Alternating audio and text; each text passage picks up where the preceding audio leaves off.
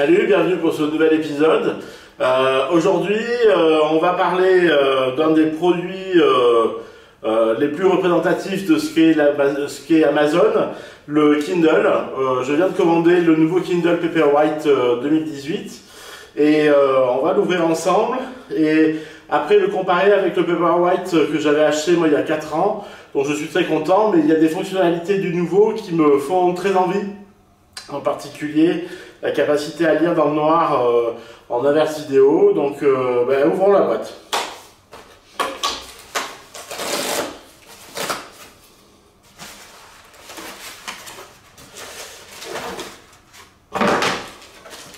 Alors j'ai deux bidules. C'est vraiment minimaliste comme pack, disons, c'est impressionnant.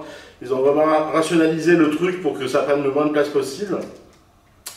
Donc un pack avec le Kindle Paperwhite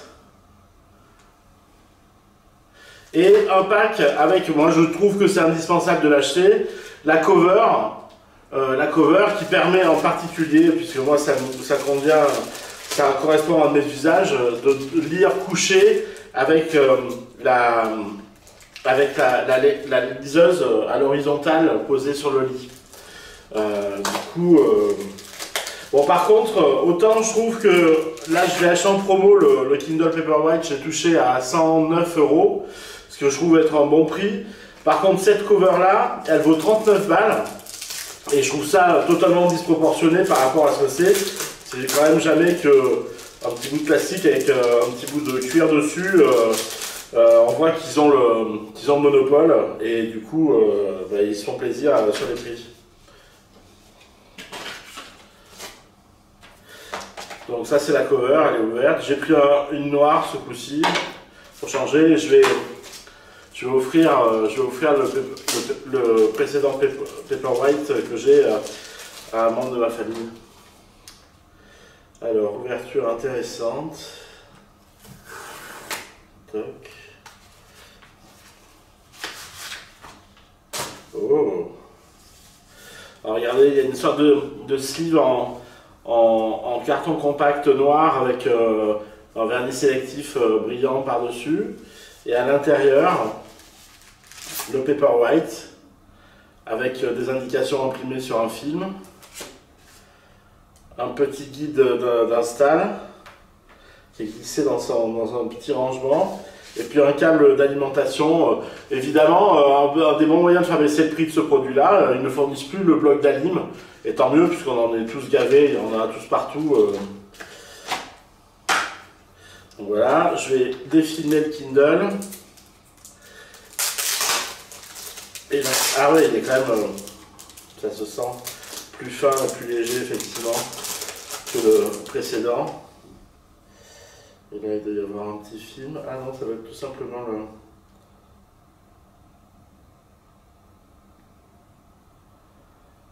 Hop.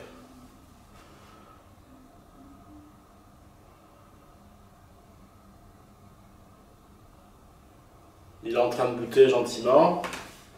Moi, je le mets dans sa cover. Donc la cover, elle est fermeture magnétique. Et elle allume et elle éteint le Kindle à volonté. Français. Suivant. Français de France. Suivant.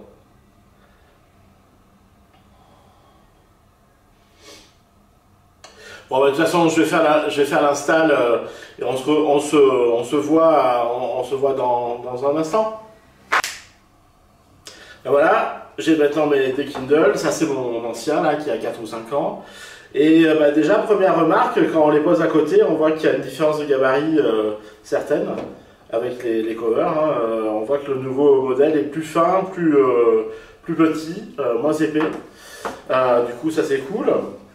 Autre différence notable, sur la cover officielle Kindle, il y avait cette bague en métal qui me prend la tête depuis 4 ou 5 ans et je suis ravi, elle n'est pas sur la nouvelle cover. Du coup, ça sera un objet plus facile et plus agréable à tenir en main que la version précédente que j'avais. Bon, la mise en place, la mise en œuvre, l'installation du Kindle a été facile. Il y a eu une mise à jour qui s'est faite. rien de notable particulier. Et du coup, je viens de vérifier, je vais pouvoir vous le montrer. Il y a bien le mode nuit que je voulais, le dark mode, où en gros on inverse le blanc et le noir. Et du coup, pour les lecteurs nocturnes, comme c'est mon cas, c'est vachement mieux parce qu'il y a beaucoup moins de lumière à l'œil. Et du coup, il y a juste la typo qui est blanche. Donc je vais vous montrer comment faire la manip. Sinon, je trouve les deux appareils sont vraiment très proches l'un de l'autre. C'est difficile de faire la différence de qualité d'écran entre les deux. Mais par contre, le gain du changement aussi amène que j'ai doublé la capacité de stockage du Kindle.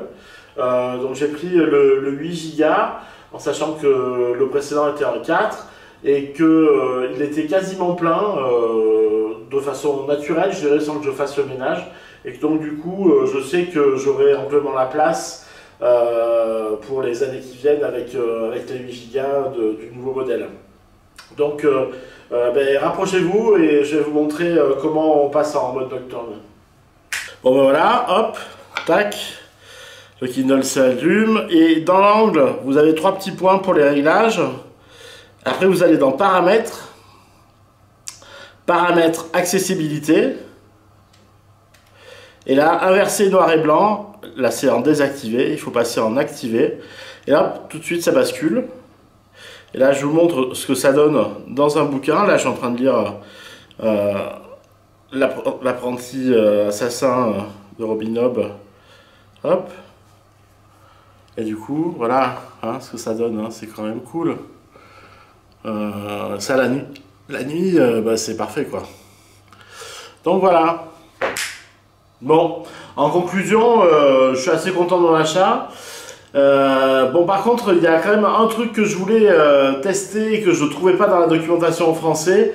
C'est une fonctionnalité qui existe aux États-Unis mais qui n'a pas été adaptée pour la France. J'espère que ça viendra. C'est la capacité à synchroniser le Paperwhite avec un compte Audible. Et donc du coup, quand on écoute un livre audio, de pouvoir suivre la lecture dans le texte en même temps. Par exemple, écouter le livre dans la voiture en allant au boulot et puis reprendre la lecture le soir avec le bouquin. Ça, malheureusement, j'ai pas trouvé comment l'activer. C'est nulle part. Ça n'a été visiblement développé que pour les États-Unis. Je trouve ça dommage parce que ça serait une fonctionnalité qui serait vraiment intéressante et qui serait pratique pour moi puisque j'utilise aussi des livres audio Audible. Mais sinon, globalement, si vous avez envie ou besoin d'une liseuse, moi je recommande clairement de prendre un Kindle Paperwhite 2018. D'autant plus que la profusion de livres de la boutique Amazon est vraiment imbattable ailleurs. Je recommande aussi beaucoup, alors moi je lis plutôt des romans de science-fiction en anglais la plupart du temps, donc qui sont pas chers quand on les achète. Un bouquin de science-fiction américain acheté en Kindle, c'est 4 ou 5 euros, contrairement aux 10 ou 15 euros des livres en français. Mais il y a aussi un autre super plan, c'est que quand on est client premium Amazon, enfin Prime, on a droit à des livres, il y a des centaines de milliers de bouquins qui sont en prêt façon bibliothèque, et on peut en prendre un à la fois. Et donc du coup, pour les gros lecteurs par exemple, c'est la possibilité d'avoir accès à une bibliothèque infinie électronique, et ça je trouve ça assez fascinant. C'est d'ailleurs à cet usage-là que sera utilisé probablement l'ancien Kindle une fois que je l'aurai donné à ma maman, puisque c'est pour son anniversaire. Et du coup, je pense que c'est une gamme de produits qui est vraiment super mûre, super stable. Ça se recharge une fois de temps en temps, c'est solide, c'est léger. Donc faites-vous plaisir, et surtout, moi c'est pour ça que je suis passé à la lecture de livres électroniques, c'est pour gagner de la place chez moi. Tous les gens qui sont des gros lecteurs accumulent beaucoup de bouquins, il y a un moment on s'en sort plus, il y a des livres partout dans l'appart. Du coup, avec un Kindle, c'est plus le problème. Donc voilà, see you next time, comme on dit, see you next week, et à la prochaine, bonne lecture, bye bye.